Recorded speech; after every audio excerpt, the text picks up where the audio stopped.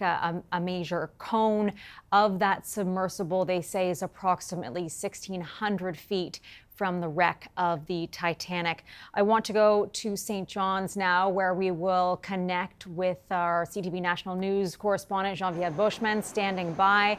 Genevieve, you've been covering this for several days now. You've been seeing ships leave the harbor, planes flying overhead. Let's go back to that press conference we were just listening into. What more were you hearing from that update on what they are calling a catastrophic implosion of the Titan?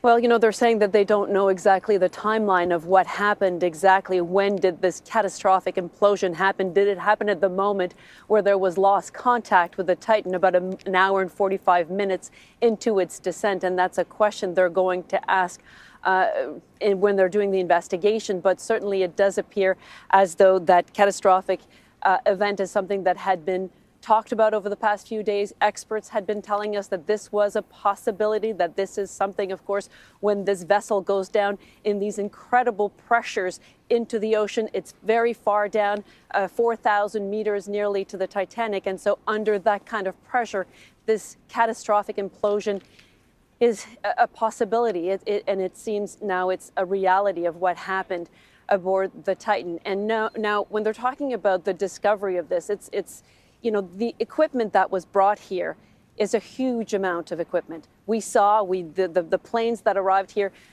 They talked about in the news conference, there were 2 planes that landed part of that gear here in St. John's. It was taken, it was boarded again onto the Horizon Arctic, which is a Canadian vessel. It's actually owned by the same people who co-own the Polar Prince, which was the supply vessel for the Titan. And so it was deployed. We saw it leave port yesterday. It arrived.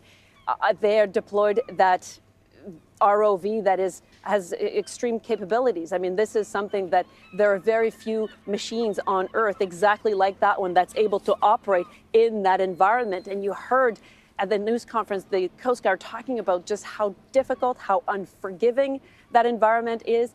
But it managed to find this debris field. There were 2 debris fields, and one closest to the bow of the Titanic and another one, and that led them to conclude, of course, after they saw that hull portion of the debris field, that indeed it was that catastrophic event that had happened. There are also a lot of questions that are going to happen about, the safety of the Titan.